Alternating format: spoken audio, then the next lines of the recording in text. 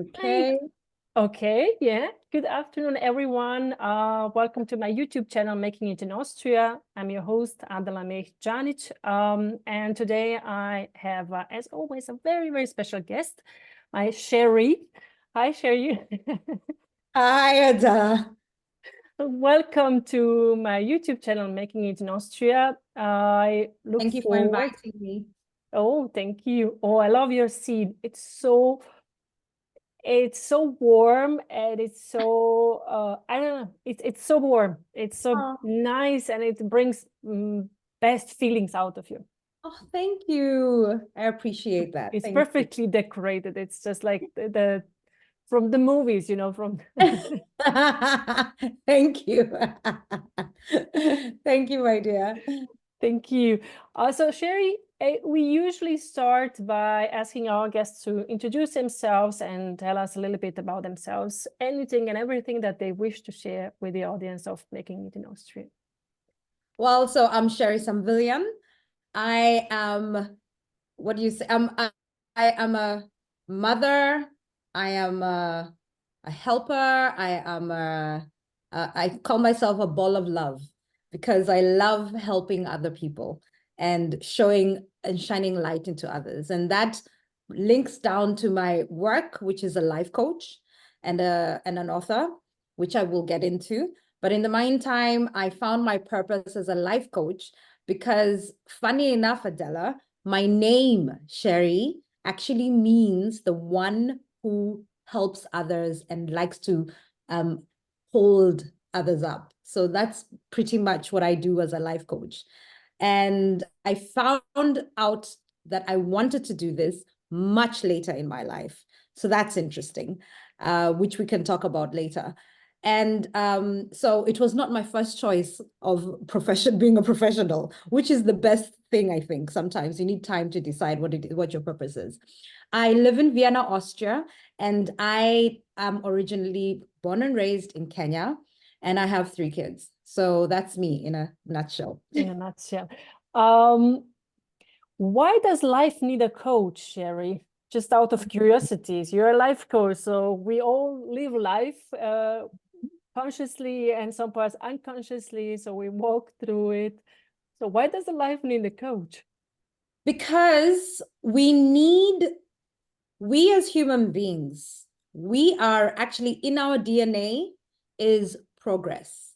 We need progress. That's in any generation, as far as decades of us as human nature has been, we live on progress. And that makes us feel more alive. That makes us feel more useful. And that gives us more purpose. So the reason you need a coach is the person helps you become a better version of yourself and shows you how and the steps to do it. I call a life coach your cheat sheet for life. Truly, it is, because this person is able to walk with you. And even though you don't know where you want to go, they're also able to help you decide on that. Because what I've seen and my experiences, the more you know what you want to do with your life, the more you know what direction you want to go in your life, the happier you are, the better your relationships are, and the better generally your life is. And that's what a coach does. They help you move forward and give you the progress that you are actually looking for. That because sometimes, Adela, we come to a stage of our lives when we are, you're just doing life. You're working, you have your kids, you have your home, you have everything, but you can't say you're really excited or happy or looking forward to anything, and you don't even know why. It's because you're not meeting your limit. You're not pushing yourself. You're not giving yourself the progress that you need in your life. And when you get a coach, and this is the best thing about having an outside view coming in, they're able to observe you in a loving and caring way and giving you that space to move forward. Now I have tons of follow-up questions. Let's do this. I just had a nice lunch with Christina, also one of our members of Making It in Austria, and I tend to ask people if they have a coach or how many coaches do you have, and mentors as well. And I often get asked, like, if I can recommend a coach, you know, for a person. So people write me a message and say, "Oh, I'm looking for a coach." And out of my experience, it's a very personal. Selecting a coach is very personal. It's been in my case. So it's like, even though your CV might be shining, even though you have all the certificates and all, you know, you cannot be coached like that. But it has to be a really personal connection. Yes, absolutely. And often some people, and I also, for specific topics, like I go to people, for instance, who speak my first language, that's Bosnian. I cannot talk about certain, probably I could, but it's like I feel more attached and more comfortable talking about certain, like, childhood, like, you know, some traumatic experience and so on, with the people that come from my religion, from my region, from my language, from my spot, and people that I've seen have gone through that path, that have had similar issues and have worked through them, and they are openly talking about them, right? Absolutely. I agree with you. You need a checklist when you're looking for a coach. Truly, please have that. Don't just say, "Oh, I just want a coach," and then you pick somebody. Find out what it is that you and the needs they need to meet for you. What is it that you actually are looking for in this coach? As you said, if it's language, if it's culture, if it's a business thing, if it's a personal thing, figure out what kind of these coaches are, because there are different types of coaches. Yes. They're leadership coaches, they're business coaches, they're relationship coaches. Yeah. There's a life coach who does everything. Generally, most of what the topics are, but you need to be specific on who it is you're finding. But the other thing is, and I can challenge the thing about, because I understand speaking your language, because that's the way you're able to not just relate, but also your way of expressing yourself. And that's also an important thing. But another thing is, like, for me personally, I grew up in Kenya. I did my degree in South Africa, and then I went back to Kenya, and then I came to Austria when I got married and had my family. So I'm an immigrant myself, and I have a diverse experience with different people from different cultures, and I've had the pleasure of meeting people from all over Africa, all over Europe, and it has given me the ability to understand people in such a beautiful way. And for me to see that even though I come from Africa, Eastern European countries are just like us. It's so amazing. There's no difference. Our cultures are the same. And, but Northern European or a bit different, and I'm able to appreciate that. So it's also nice to find somebody who has that kind of diversity so that can relate to you. I would be able to understand anything you would tell me about your immigration story, because it would be the same as mine. Just because we come from different continents doesn't make it different, and that's the thing.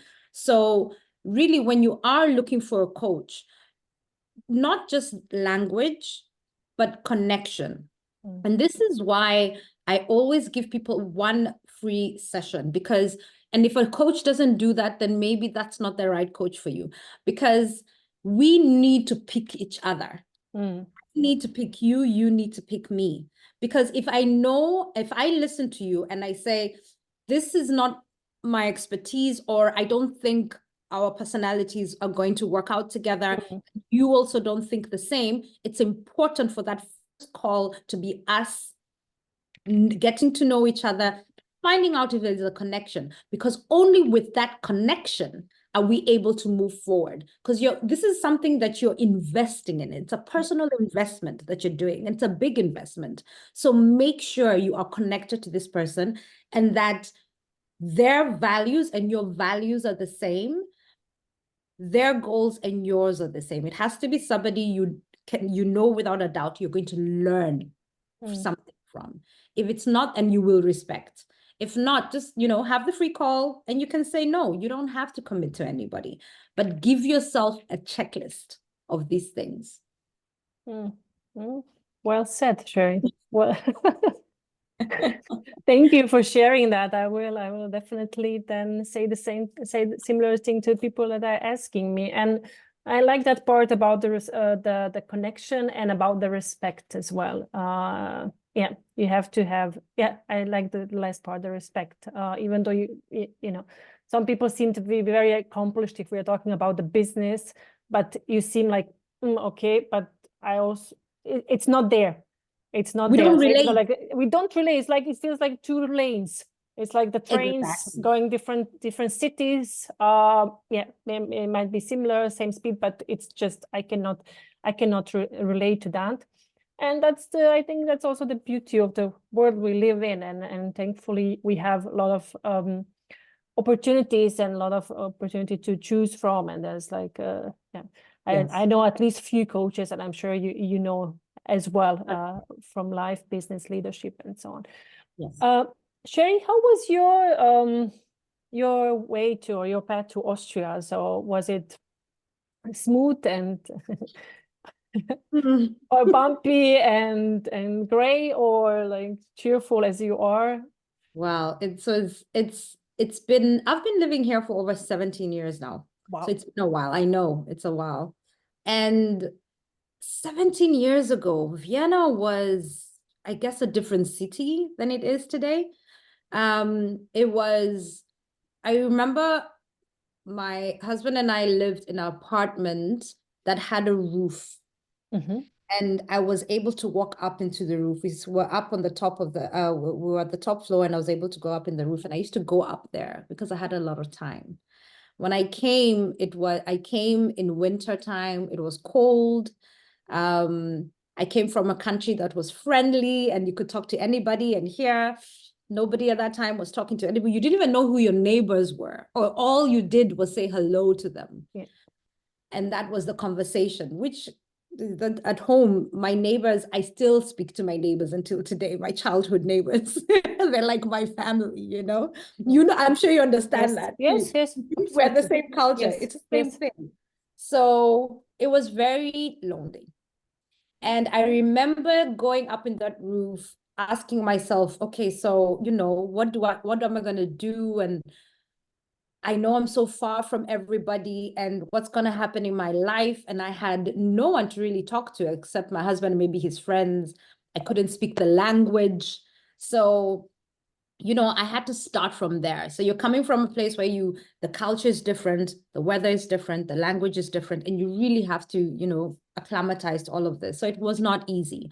And the first thing I did was learn the language, because I thought if I don't, I'm just going to, put myself in a box and just get depressed. The other thing is I'm a very determined and, like a go-getter. I don't like, when I feel there's a gray cloud, I want to find a way to solve it so that it can go past me, because I don't want to feel stuck. And so I did like the language. I was every day it was 4 or 5 times a week, go to do the course. And then I upgraded my driving and to get my driver's license. I was doing all I can to get into the system. And that really helped, because now I was able to talk to the person in the shop, to talk to whoever is downstairs, or the, bus, or if there's somebody somewhere I can have a conversation with. That really helped. But it was pretty lonely, until I was able to get a job. And that really now supports and helps you. But before that, yeah, it was a very difficult and lonely time. But I had something that really helped me through that. And that's the thing I still do use right today. And that's actually where me being an author comes into it. I journaled a lot. And I can remember also the main reason why I remember about me sitting up in the roof is because I remember taking my journal with me and writing about what I miss about home and what my expectations are, and having a conversation with myself. And that really helped, because, at that time, 17 years ago, there was no WhatsApp to just call people. There was no, it was not easy those days. The communication was not, so my communication with my family and friends was not that much. But I had my journal to talk to every day, to write whatever I needed to write, to get in touch with my feelings. And I think that's really what helped me not fall into some kind of a depression, because that's what happens when you get lonely, especially with the cold and the rain, weather outside every single day. It can be really, it can be draining. But for months. something to help you, you know, like just a place where I can acknowledge my feelings and my thoughts. And for me, the journal did that for me. So that's really what helped me. I'm curious now, where do you save all store? I mean, where do you store all those journals? And do you lock them? So do you have these journals with a small lock, like in the movies? Where it's like, oh, this is too I personal. used I don't to. want to. Okay. I did. I think I don't know if I broke them or what I did, but I used to because I started journaling as a teenager. So I still have those. Wow. It's so funny. I store them away. I'm not even gonna say because now my kids will go looking for them. But I have a space where I just store them away and nobody finds them because it looks like any other thing. So, and I have to spread them out in many spaces. So that's what I do. I spread them all over. So, and I have many, I must say, I have many books, but I really enjoy. And do you know what I used to do? I used every year that I had a special book for every year. So I would look for something, a special cover, something. And when I see the cover, it's like the memories of that time, of that era, of what I went through. So yeah, my journals are very special to me. It's like my life story is in those books. In which languages or language do you journal? So In did it English. change? Okay, so all life it was. I used to do it in English and Swahili when I didn't want people to understand what I'm saying, because Swahili is my national language in Kenya. So I would do that. But in English, I speak English, my native language. Recently, I spoke to a friend and she's Bosnian. And she told me that she realized that, and she was like, I told her she should start a podcast, and because I love her enjoying like her talking, just her voice and what she has to share. And I said like, oh, you do it in our language. That means in Bosnian or Serbian, Croatian. And she said, you know what I realized over the years, and she's been here most of her life, so over 20 years for sure. And she said, I realized that German is now my emotional language. It's changed. It changed some years ago that's her like go-to language now. Wow. Okay. I don't think I'll ever say that. I don't think so. I do not relate to German in any way, but also because I learned German in my 30s. That's when I started learning it. I didn't know it at any other time. And so I've been speaking English and Swahili longer, and my mother tongue, which is called Meru, longer than I've been speaking German. So, but okay. I mean, you never know. But that you never know, and it's also level of reflection, introspection that you do. I just also wanted to say, so how deep you can go, and that's why I enjoy my conversations with her, because it's nothing generic in general and just statements for the sake of it and having coffee for the sake of it, but it's really go deep and deep and deeper every time. Exactly. Yeah, that's true. Well, that's interesting. Find a friend like that. That's interesting. Yeah, I never thought about it, but she told me like, yeah, that shift happened. So you're now 17 years in Austria, in Vienna. So what would you advise people who are considering, so apart from what you already said, Ceri, so who are planning to come to Austria at this point of time or considering to move to Austria, that you think, because it's changed. I remember years ago, so when I came, and it's like 10 years now, it's also was a bit different. So it started slowly with these community buildings. It started slowly with I don't know, Facebook groups.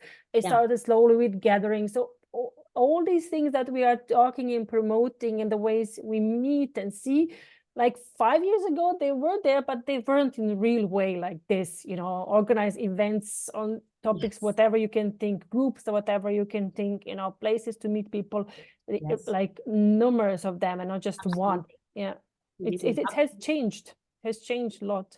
It has, and it's much easier, I think, now, especially because like now, imagine at my time, looking for events in English was like, you would never find anything, or communities. Nowadays, there are WhatsApp groups and Facebook groups only focusing on meeting to make friends these days, Diana, and there are a number of them. So now it's so much easier to get in touch with people. Even as a new mom, that was also difficult for me at that time to relate with others at that point. There are new mom groups. There are lots of also even professional help with people like doctors or whatever who are also foreigners who can understand us. So that you will find, and group specializing on women too, just us. And I feel like now what you need to do is, again, please learn the language first. Don't come and it goes to any country that doesn't speak the language you speak. As long as the people in that country are speaking whatever language it is, please learn it for your sake, even though you don't like it. It will help you so much. Don't make yourself feel like an alien, because I think that's what makes you feel like you're separated from them, because you don't understand them. And when you do, you find out, okay, it's not as bad. This mirror, I mean, this, curtain can be opened and the barrier can be opened. So learn the language, and then don't only interact with foreign people. You have to be able to keep having this conversation in German or the native language. Please keep talking and meeting with the people with that language so that you're able to practice speaking it. And that way, it also helps you professionally. It helps you understand how this place works, how you can move forward or where you can move forward, especially if you want to work. Since you have to speak the language. So the connections, and LinkedIn is such an amazing platform for that, meeting people through that. So, and this is, nowadays, there's so much you can do. If you just sit down and do that, that's really your issue nowadays. It's not, there's nothing or there are no options. Options are everywhere. And even before, it used to be like it's expensive to learn the language or stuff like that.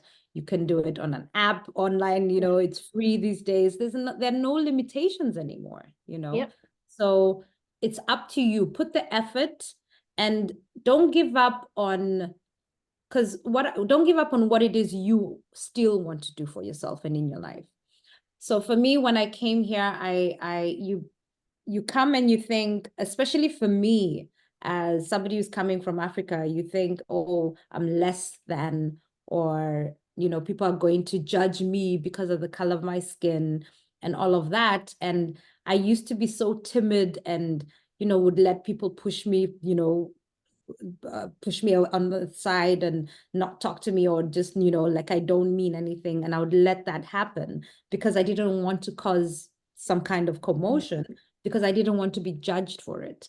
And that's wrong.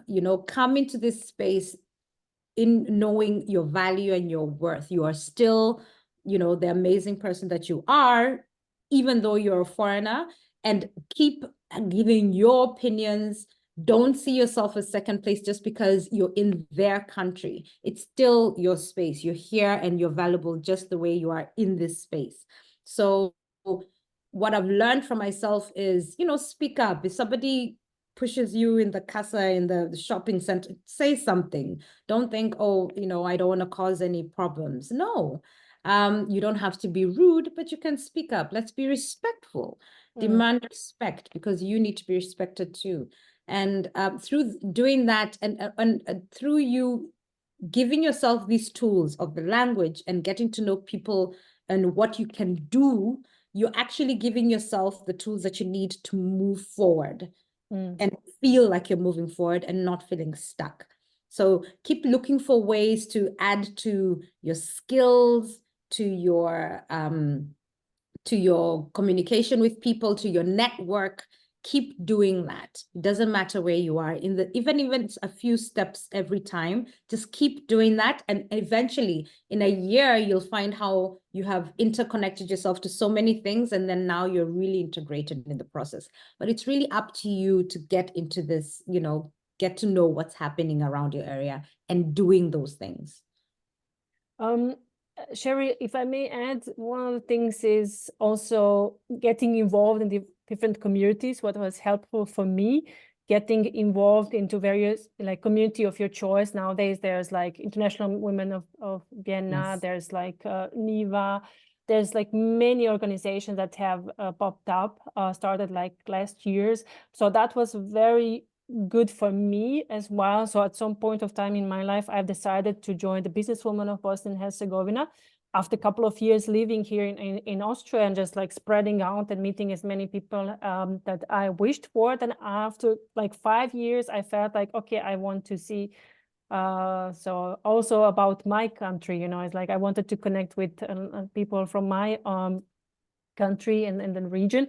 So I naturally went there, and then I found myself, oh, okay, that's a circle I would like to be part of, and I want to participate there, engage myself, and volunteer, and organize some events and then bring some interesting things together. So that was very, very good for me as a tip, just go there and find one of these, because then you will definitely have something to do.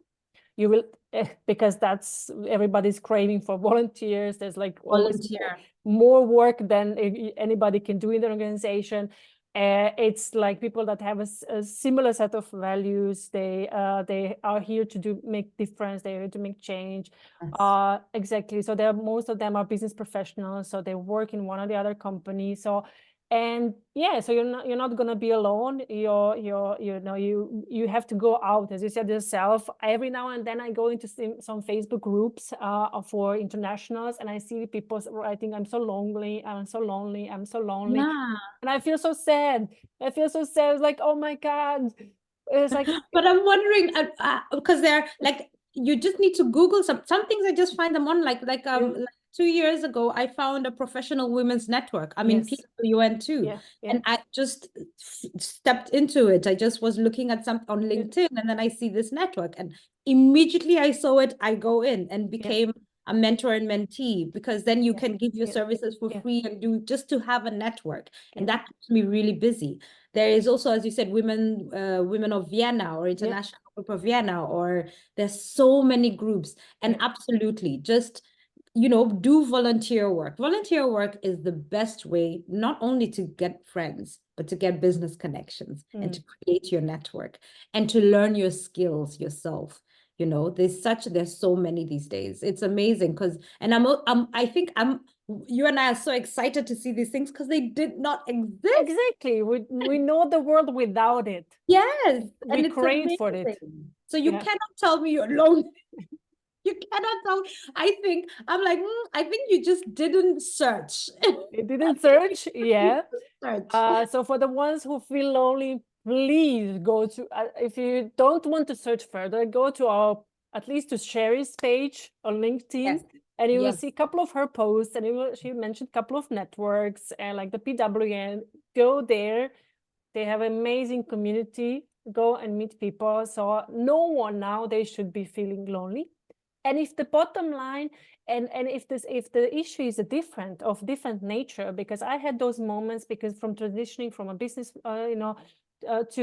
from being a business professional only to start being a mom, and being a mom alone here, so that's a complete different transition. That loneliness is very different than I'm lonely, I don't know what to do tonight, to I'm utterly lonely and I'm exhausted and I feel myself, I don't know what I'm doing. So that's a different set of community and help and support that you need.